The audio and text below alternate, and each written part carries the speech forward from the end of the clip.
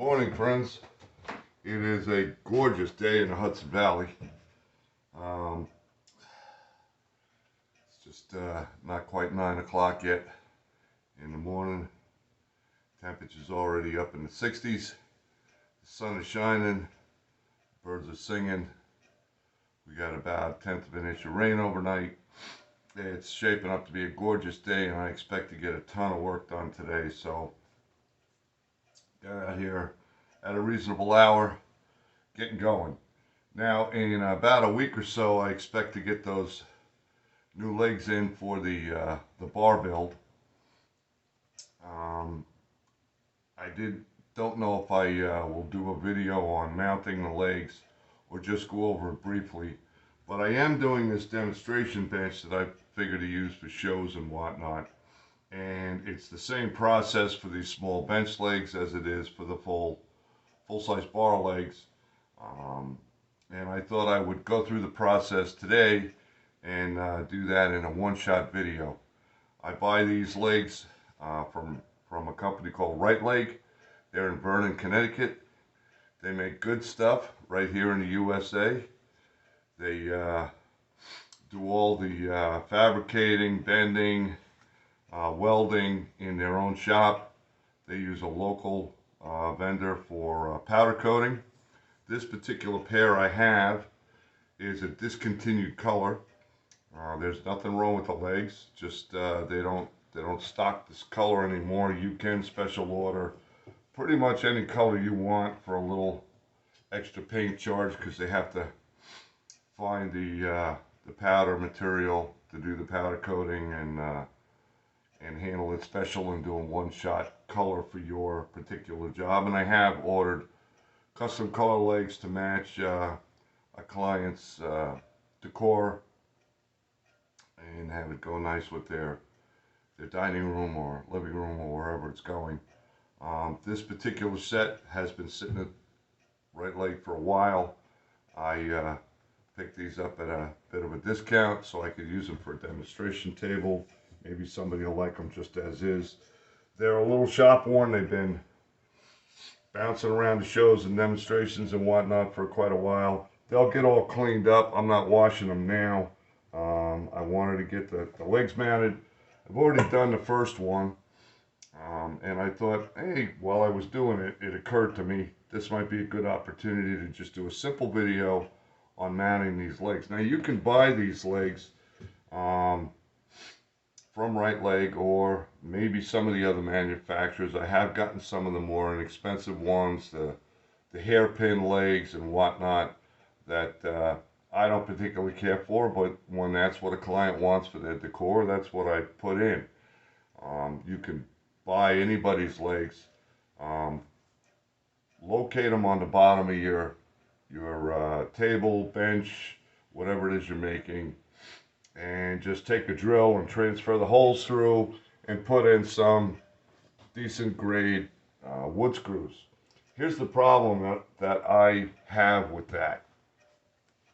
If you put wood screws in, wood, as we know, dries over time, and even if it's kiln dried wood at about 7% moisture content, which is normal for furniture in a home, homes go through transitions seasonally. Things get moister in the summertime, the humidity goes up, unless you live in a high desert environment or something like that. And then in the wintertime, it changes again. So wood will move. No matter what you do, I don't care how old it is, the wood's gonna move. If you put in wood screws, like you'll find if you go look underneath an old dining room table that was made in the, before 1960 or so. Those wood screws and the holes they're in, they tend to dry out, they loosen up over time, and that doesn't make for a 100-year project unless the joinery itself was, exceptional and done by a good craftsman.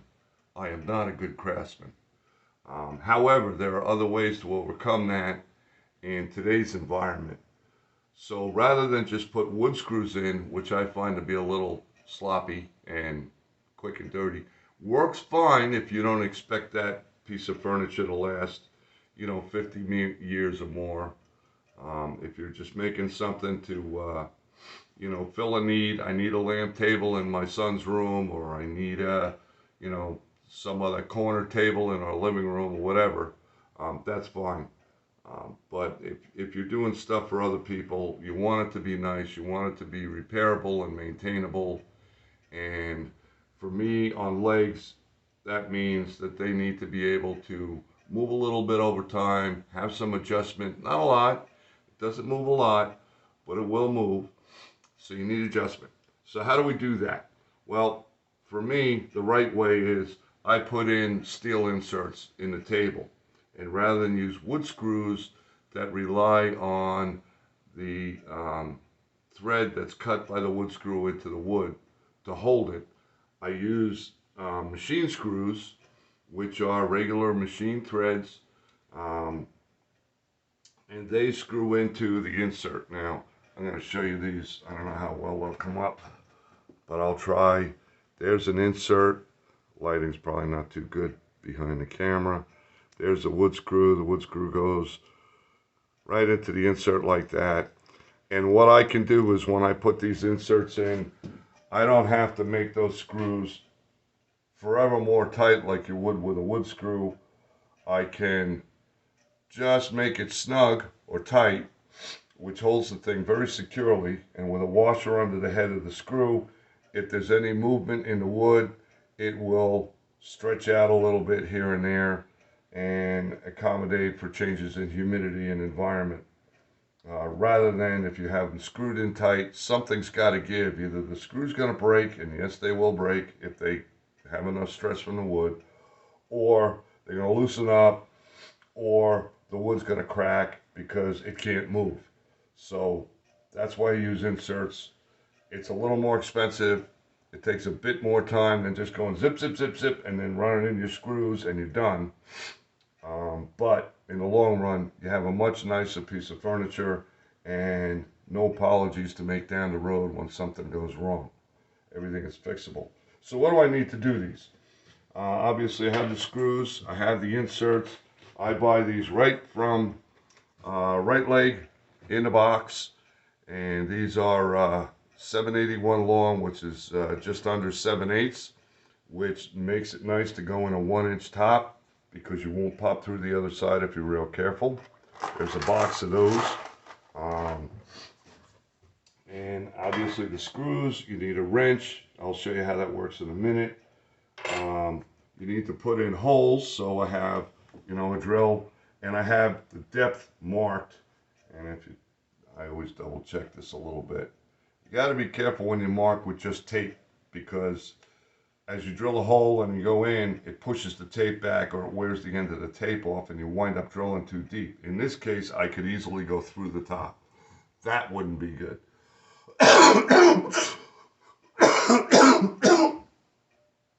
Obviously, I have a fix for that if I do, but I don't want to show you how that works. So we're just going to be real careful. So I take an eyeball and I say, okay, yeah, I'm about an 1/8 inch off the tape now, so don't go that deep. So you need the drill, and you need a tape measure for everything. And this is a tool called a transfer punch. It's almost never seen in a wood shop, but it's pretty common in tool and die shops. And being as I spent a half a century in that world, I don't know if you can see this. There's a little point in the middle of this thing, and the outside diameter is gauged to fit exactly in that hole. They come in a set. Here's the whole set if you want to see, in case you don't believe me. And I just picked the one that fits there. Now I've already carefully gone through. Remember, this is a 2 live edge table, both edges are live, so working off the edges, which are not square and parallel like a piece of, finished furniture would be, is a little challenging, and you have to start averaging things out. What is important is that the leg is not too far in from the end, because if somebody sits on the bench, they could flip the bench up. So I pick a nice, safe distance that I've learned over time. And then I use a reference edge, in this case, this nice square straight edge on the plate. The ends of this bench are fairly parallel to each other, so I don't have to worry about that too much. I've already done the other one, I know what my dimensions are. So from the edge of the plate to the edge of the bench, I've got 3.5 inches. I make sure that I'm parallel to that all the way down. And then I take an average here. I measure to the center of the leg out to the edge. I've got 1 5/8 inches. I do the same thing on this side. It's the same. I know I'm good to go. Now, you would think normally you just transfer these holes, take the leg off, drill all the holes. I don't like to do that. It's risky. If something moves, and it is wood, so when you push down on the drill point, sometimes it does a little hike to the left or right. So in order to avoid that, what I do is I transfer 2 holes, opposite corners. Here's the first one, and here's the second one. Now I've got 2 nice center punch marks in there. I take the leg off. Very carefully locate my drill and drill.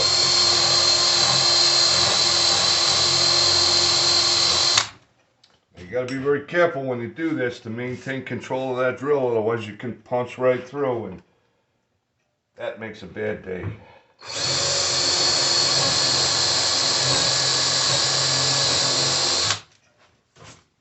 Okay, get that dust out of the way. Now, talked about the Allen key. It's a standard Allen key. I use a, and there's a hex inside the insert. Assuming you can guess that's there, trust me. See, it goes right on the Allen key. This would be easier done when you're new at it for a, with a T-handled Allen key that allows your hand to be in the center of the insert.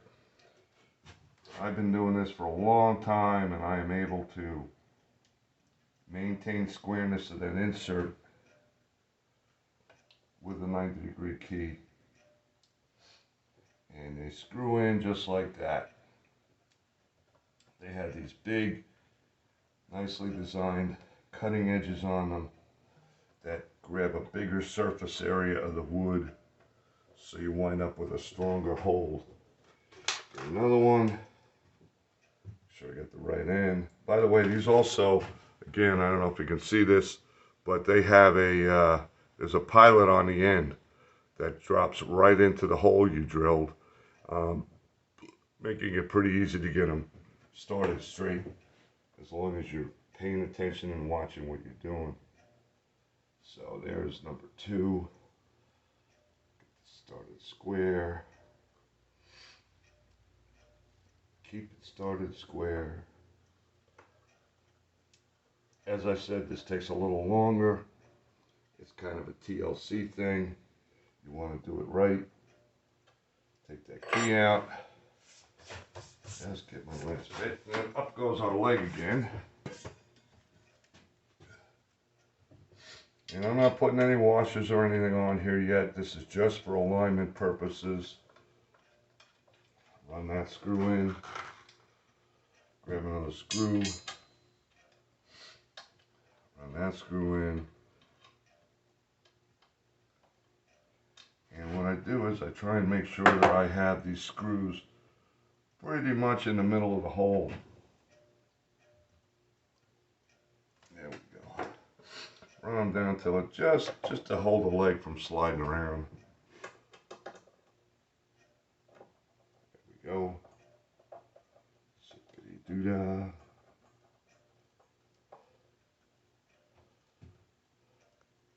Okay.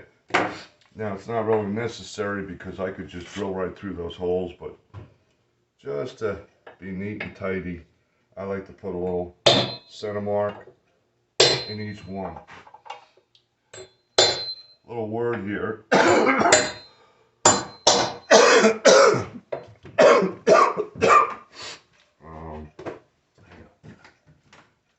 need a bottle of water.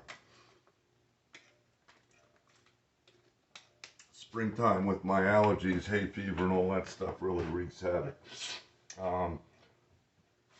there's 6 screws on each of these legs.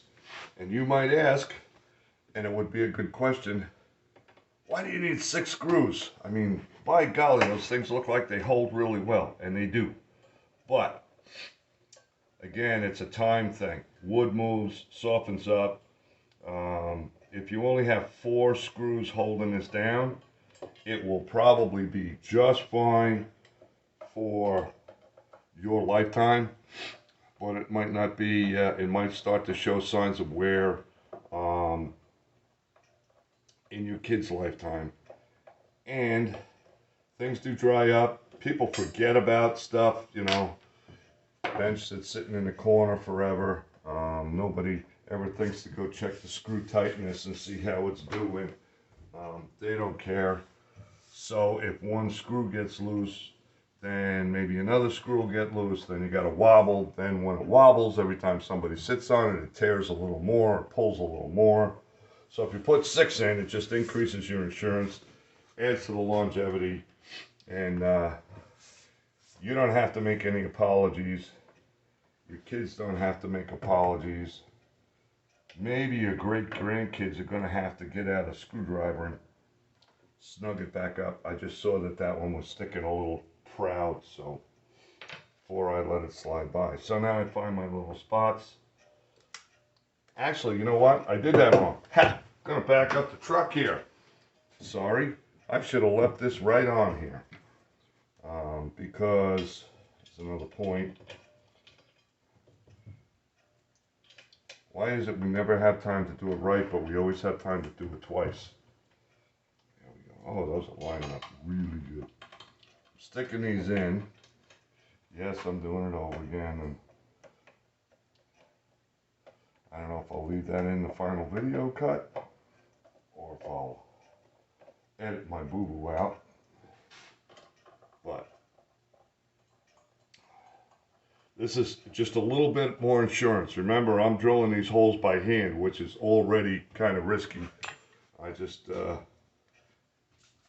am either very good or very cocky, one or the other, you pick. So now if I drill right through the existing holes, I know for sure that my drill can't walk at all. So basically I'm using the leg as a template. And all I do is start those holes. Oops.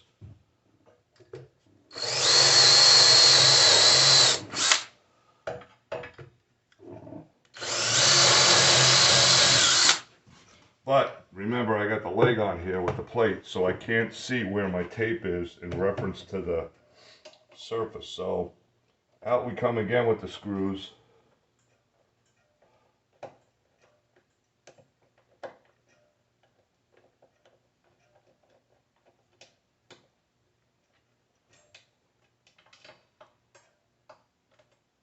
Come on.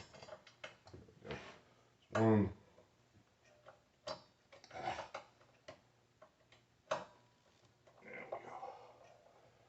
That puppy out. That's another good thing about machine screws is you can run them in and out as much as you want.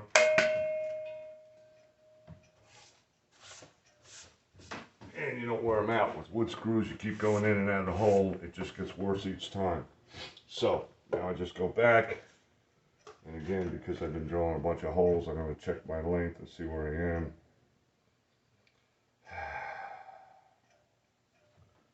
Okay, bring them to depth.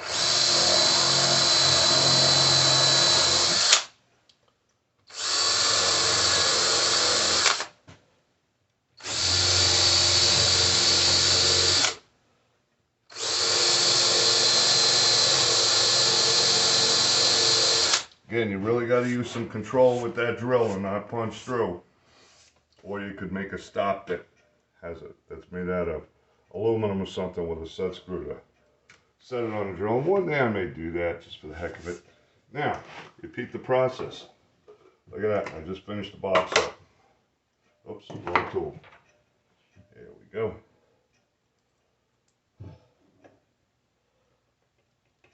Stick these in. Careful to keep them square.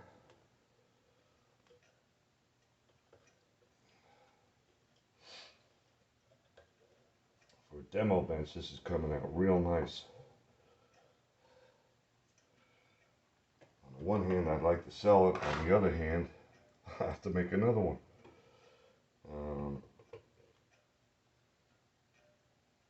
Which means I gotta go see if RiteLeg has some more demo legs.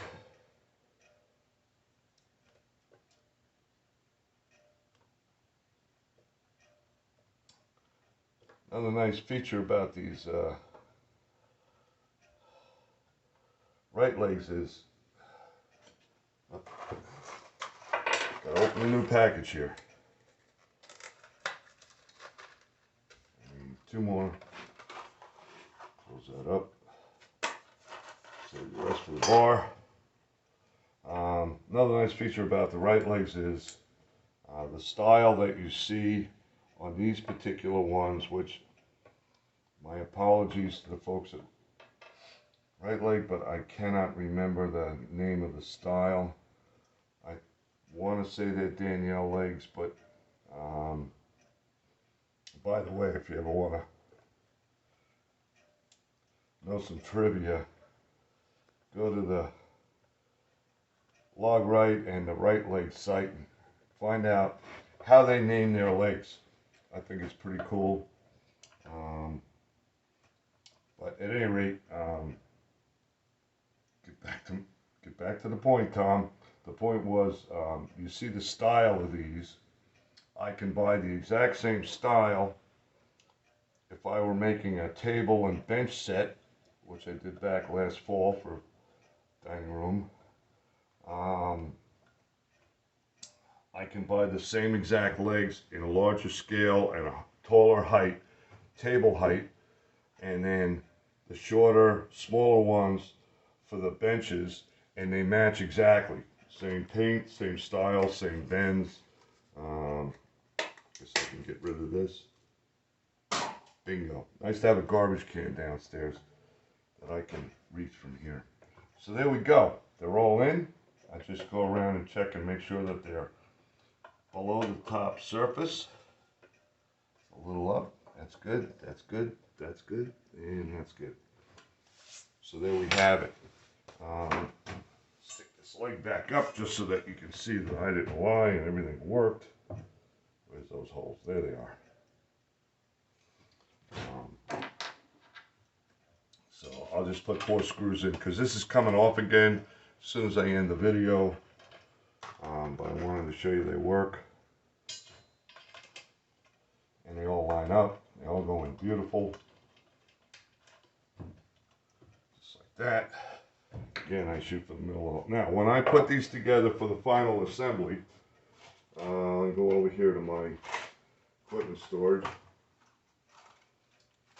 I will add flat washers onto the head and also put a lock washer on. Now, do I need this for security? No, this is not Fort Knox. I'm not afraid that, you know, high-speed vibrations are gonna make all the screws fall out. I put the lock washers in because lock washers, another name for a lock washer is a spring washer.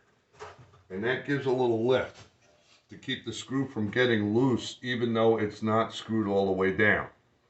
So when you put lock washers on, it gives you a little bit of spring and you don't have to make the screws tight as you can to keep them from coming out. The lock washer will help do that. So the lock washers will allow things to, see, I can still move this around a little bit, cock it from side to side and back and forth. That's what we want. We want this to be able to move as the wood does. And the wood doesn't move a lot, but it can be enough to make something break or bend or whatever. So you want to put those in. So that's what it looks like. I will have a flat washer and a lock washer on top of each of the 6 screws on each of the legs. Seems like overkill. It's not. I built.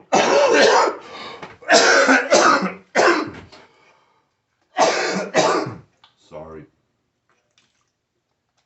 I try to build stuff for the long haul that'll hold up and do well. In the beginning, I made my mistakes and I learned from them, and I said, I'm not doing that anymore. I always fix my stuff. I bring it back in the shop. I'll do a complete refinish if needed and make it right. And give it back to the client.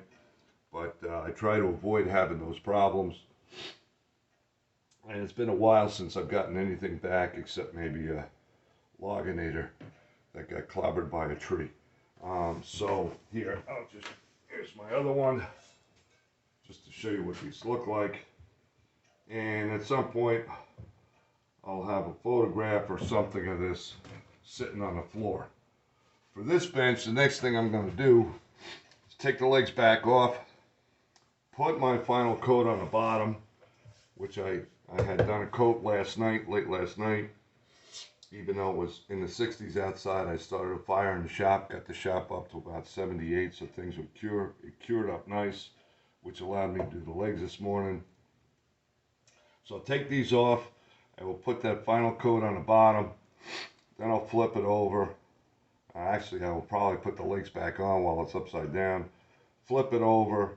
Check the top. Make sure my finish on the top is good. I don't have any little lumps or drips or anything. And assess from there. The top side of this is looking really good. And I really don't think I'll need another coat.